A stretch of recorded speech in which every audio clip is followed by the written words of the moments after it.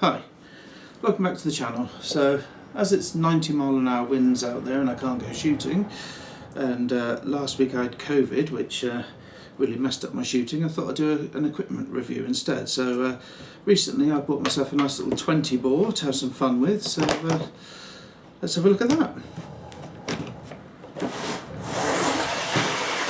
Comes in a nice hard case. This was second hand. I only paid £400 for this because I wanted something lightweight to carry around, which is good because it still came with the original owner's manual and the hard case. Obviously I've put this raised cheek piece on the back for myself, so let's put it together and then we'll go in and have a closer look.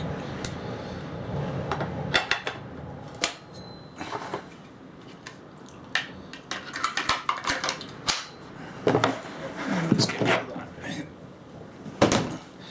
So this particular one is the 32-inch bettinsoli X Trail. I'll do some close-ups in a minute. It is steel shot-proofed and there's a fleur-de-lis on the bottom. The only chokes I got with this was 1/2 and 3/4, which is not bad. It's ideal for what I want. A little rough gun to walk around with. And like I said before, I put this cheek riser on the back here, so I am saving up to have a proper adjustable cheek piece put into the back of that. So if anybody knows somebody they could recommend for that, that would be great. So far, as I said, I've had it a month. This particular one had a lot of bluing missing off the end, but my mate gave me some cold blue to do, and as you can see, it's actually come up pretty nice, which I'm really happy with. It's quite intricate, some nice engraving and stuff on here. I'll do some close-ups in a minute, but yeah, like I say, for walking around, I was using my clay gun, and carrying an 8.5 pound clay gun, after you've walked a few miles it gets a bit heavy after a while, so I wanted something lightweight.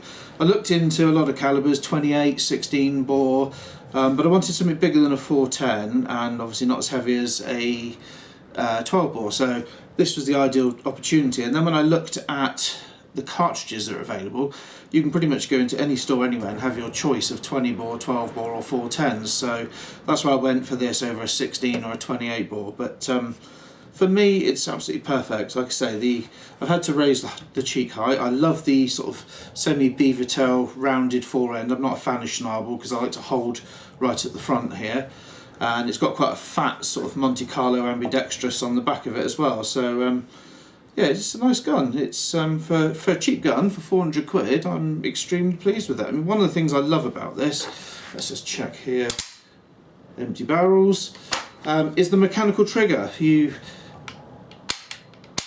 Which is brilliant, because obviously if the first shell doesn't fire, with some of my other guns you would either have to bump the buttstock to simulate recoil, or you'd have to break the barrel, put another cartridge in. Whereas this one, having a mechanical trigger, if the first one doesn't fire, just pull the trigger again and away you go. But yeah, I've got to admit, it's not a long review. I mean, it's not really a lot you can say about a 20 bore shotgun. It's quite a nice bit of work, so I'll do a bit of zoom in so you can have a look at the engraving and the wood and everything, and see what you think. But if you're looking for a cheap, reliable, nice to shoot, easy handling game gun, then the X Trail is something you might want to have a look at. Thank you. Got some, I think you can see that very well, nice little pheasant engraving on here, like a sort of cluster of flowers with a little sort of bordering around. You've got a bordering around the top, some sort of weird motif thing.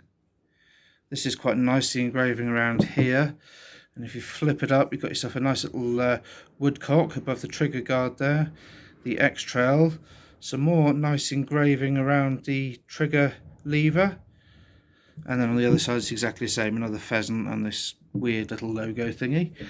If you look up on by the tang here as well, it's all engraved up around there as well. Top of there, nice little woodcock again, or a snipe.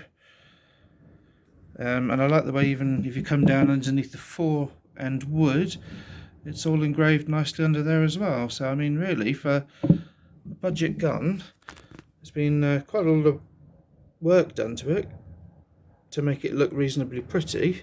I mean, even new, this gun wasn't a lot of money, but yeah, I must admit I'm extremely happy with it, and like I say, for 400 quid, even better.